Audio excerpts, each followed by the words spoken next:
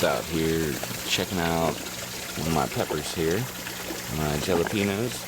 I was looking right down there. You can see those little dots in the gravel there. That would be poop, and we know exactly where that's coming from. Where is that? Right there. There's that guy. Chicken food. What's going on, YouTube? Got another update going on. Got some more fall vegetables planted out. Got some cauliflower right over here. A few of those guys planted out, as well as some more lettuce. So right over there, I believe right this line right here, that's all red lettuce now, as well as the romaine and the basil over there, and the broccoli over there. But this whole bed has been taking a beating for the last couple days because the timing went off, and it was actually constantly draining. So there was pretty much no water getting filled up into the bed. So a lot of these plants are looking pretty bad. These lettuce right here that are all going, those aren't looking bad because of that. Those were just planted a couple hours ago, and they're just got this thing back on schedule. So it's now actually draining ebb and flow, just like it should. So these guys should be picking up, as well as a couple of these other guys, but I don't know. This guy here and this guy here they don't look like they're gonna make it. This big old pepper plant here, he's doing pretty good, but you can see droopy leaves and everything. Took a little harvest off of there earlier. Just got a couple half decent looking jalapenos there. And try those out, see if they're hot or not. My strawberries back there actually have some decent growth going on. My basil, I'm so proud of that guy. Look at that, it's gigantic.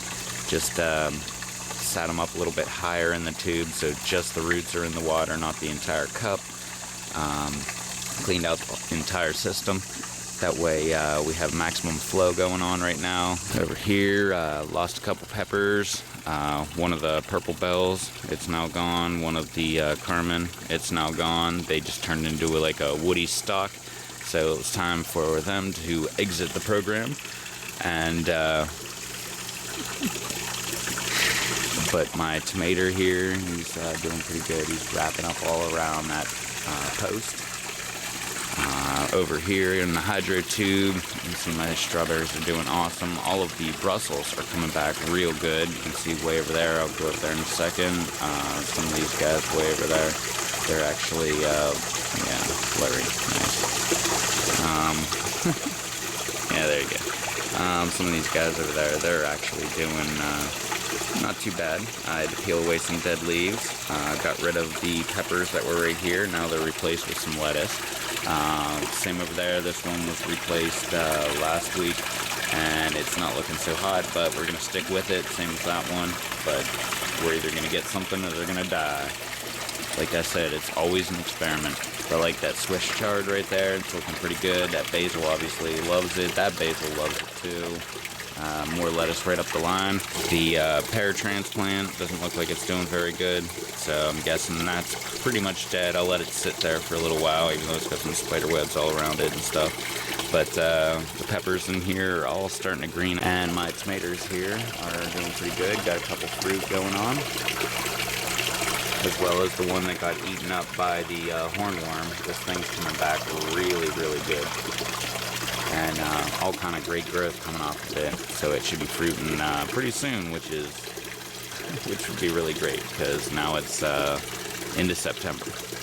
The cauliflower, or the watermelon and the cantaloupe, they are standing up pretty tall. A little late in the season for them to be going, but they're actually starting their progress. So let's see what they do in the amount of time that we have left. Over in the strawberry garden, we've got massive growth here.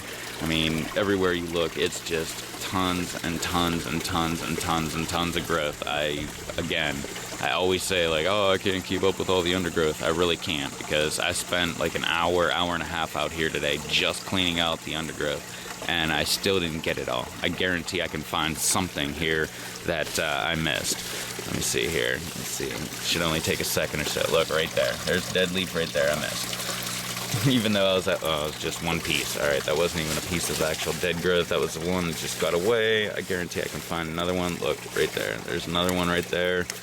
And this one right here. Bam. Always can find some dead growth in here. But the beetle problem seems to be going away. I've got one of these beetle traps like this, where it has an attractant at the very top and a little funnel design to pop them in there. Got it like 3 or 4 of them so far. So, and I haven't seen any of them in here anymore. So that might be a good sign.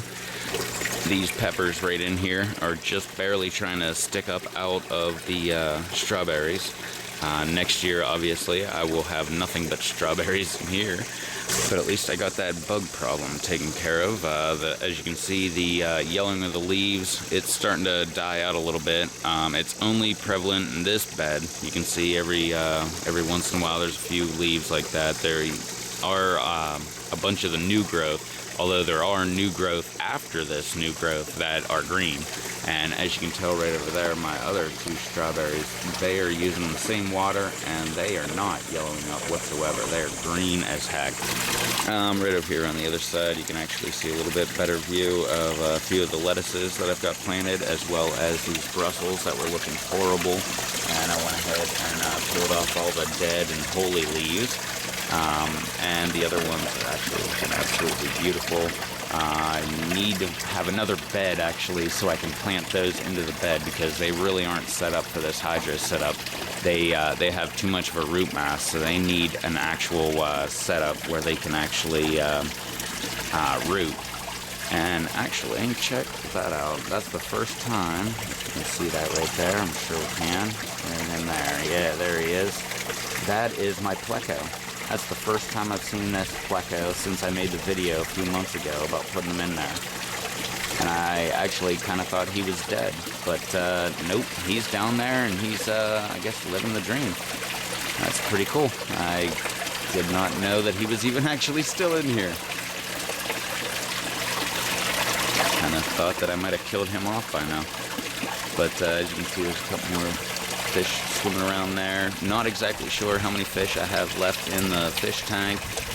The ones that I do have like to stay right over here in this corner where it's nice and hidden from the sun and everything. I'm guessing I have at least 2.5 dozen left, maybe 3 dozen. I'm not exactly sure yet. And we're right back over here to the brand new bed here. This bed was actually giving me a little bit of a fit, because as you can see, it's sitting right there on the 2x4. Well, it's supposed to have actually a 3/4 inch gap, and it's kind of leaning over. I need to jack that up, and it's leaning over right here is where the bell siphon is, and that's you know, putting all the weight over here, which is making this the lowest point, which is making the water rush there first. So I threw a lava rock. You probably can't see it. It's way down there on this side right there. And that's pretty much holding this bell siphon up, which is just enough to cut the siphon off. And until I can actually grab a piece of plywood and stuff it under there so it's not leaning. Alright, well that's all I got growing on this week.